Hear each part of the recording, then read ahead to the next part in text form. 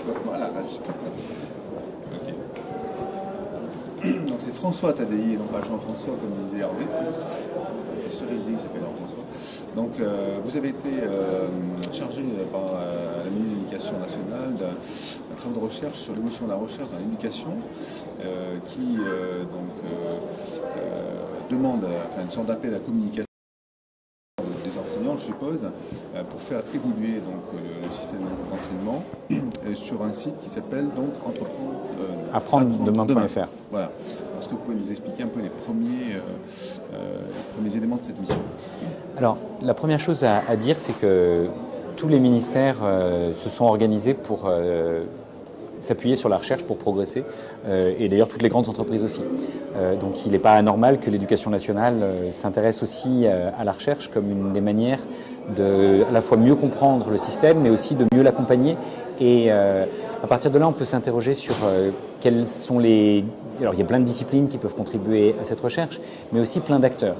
Et ce qui est intéressant peut-être pour la communauté qui est la vôtre, c'est de savoir comment est-ce que chacun des enseignants, par exemple, peut être un chercheur, au moins un chercheur de solutions. Et il y a beaucoup d'enseignants qui se définissent eux-mêmes comme en questionnement, en train d'expérimenter, de développer de nouvelles pratiques, de les documenter, de les partager, de les analyser. Et ça, c'est fondamentalement une démarche de chercheur. Donc, nous, au Centre de recherche transdisciplinaire, on est convaincus qu'on est tous nés chercheurs. D'ailleurs, c'est ce que montrent les sciences cognitives. Vous regardez un bébé, la manière dont il explore le monde, c'est fondamentalement très similaire à un chercheur, au sens où il fait des hypothèses, il expérimente, il fait des erreurs, il apprend de ses erreurs, il révise ses hypothèses et il progresse jusqu'à ce qu'il soit arrivé à un résultat dont il est suffisamment satisfait pour le partager avec d'autres. Et donc ça, c'est ce que font les enfants, c'est ce que font les chercheurs. Donc les chercheurs sont des grands enfants et les enfants sont des chercheurs. Donc ça, si on est comme ça veut dire que tout enseignant qui le souhaite peut rentrer dans une démarche de recherche et peut s'appuyer sur un réseau d'autres qui peuvent être dans la même situation. Parce que ce qu'on sait, c'est que les meilleurs labos de recherche ne sont pas des labos dans lesquels les gens sont isolés.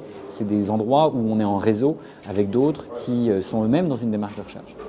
Et donc la première leçon de la mission, c'est comment est-ce qu'on invite tous les acteurs à s'emparer de ces questions de recherche et à partager, quel que soit leur statut, leur discipline ou leur niveau. La mission, c'est aussi apprendre tout au long de la vie. Donc il y a des questions sur la petite enfance, il y a des questions évidemment sur le scolaire, mais aussi sur le supérieur ou sur la formation continue et plus généralement le développement professionnel de tous les acteurs, dans le privé comme dans le public. Et évidemment, le développement professionnel des personnels de l'éducation nationale devient un des enjeux clés. Donc comment est-ce qu'on peut apprendre par la recherche et s'adosser à cette recherche pour progresser individuellement et collectivement? Vous avez donc une longueur d'avance avec les aventuriers, puisque vous avez une grosse pratique. Lors de cette mission, ça s'est passé comment? C'est de l'audition, c'est un questionnement qui a été fait auprès d'enseignants, de tous ces professionnels dont vous parlez? Alors en fait, dans le cadre de la mission, il y a eu plus de 200 entretiens, donc ça fait quand même beaucoup de gens qui ont été rencontrés. On a même été jusqu'à Singapour et en Chine pour voir comment ces pays sont en train de s'organiser. On a également mis en place cette plateforme apprendre-demain.fr où chacun peut venir contribuer. Donc on a déjà eu plus de 1000 contributions. Plus on en aura, plus on sera content.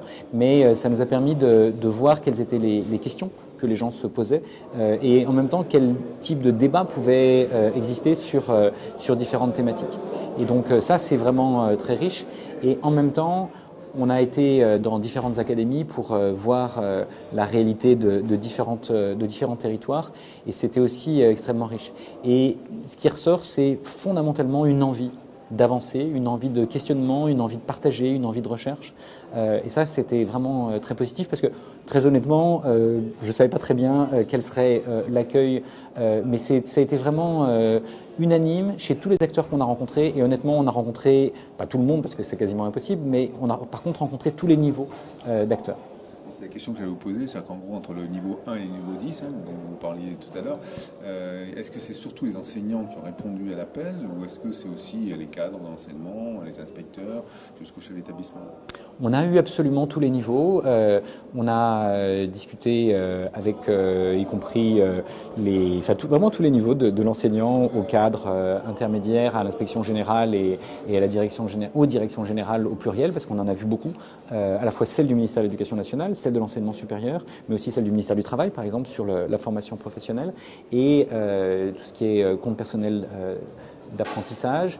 Et on a vu, par exemple, aussi la Direction générale du Trésor, qui en fait s'intéresse fondamentalement à ces questions et qui pense que, effectivement, une bonne recherche et une bonne formation continue et un couplage entre les deux, c'est une manière qui peut permettre de faire évoluer notre système en permettant à chacun de s'approprier ces concepts sans rien imposer à personne, mais fondamentalement en créant une recherche qui n'est pas une recherche surplombante, qui est une recherche participative dans laquelle les acteurs sont à la fois consultés maintenant, mais fondamentalement le seront toujours plus demain, y compris les plus jeunes. Donc parmi les gens qui ont contribué à la plateforme, on a eu des classes, on a eu des lycéens, on a eu même des enfants de primaire qui ont exprimé leur point de vue sur le sujet. Alors, vous parliez de questionnement, c'est le problème de la recherche. Est-ce que les différents niveaux d'éducation se posent les mêmes questions ou les mêmes genres de questions? Quand on prend le premier degré, se pose les mêmes questions que le second degré ou le supérieur, ou est-ce qu'il y a des cloisonnements entre ces niveaux de questions? Il y a évidemment des spécificités dans le questionnement, mais ce qui est intéressant, c'est de voir qu'il y a aussi des invariants. Et ça, quelque part, ça contribue à justifier une mission qui est quand même très large, mais ça permet d'identifier justement ces invariants que se posent différentes personnes. Par exemple, le concept de développement professionnel, c'est quelque chose qu'on retrouve de la petite enfance à l'université, en passant évidemment par tous les niveaux du scolaire. Et c'est très intéressant de se rendre compte que tout le monde cherche à prendre du recul, que tout le monde quel que soit le niveau, a besoin de s'appuyer sur ce qui peut être fait dans différents types de recherches, dans différents types de disciplines ou dans différents pays, mais que tout le monde a envie de partager et que tout le monde a besoin de décloisonnement, tout le monde a besoin de lieux, de tiers-lieux apprenants dans lesquels on puisse co-construire de nouvelles manières d'apprendre, de nouvelles manières d'enseigner, de nouvelles manières de faire de la recherche. Et tout le monde a aussi besoin de plateformes numériques pour partager les avancées de chacun et aussi les questionnements de tous. Est-ce que c'est encourageant? Moi, je trouve ça profondément encourageant. J'espère que c'est partagé, mais c'est comme ça.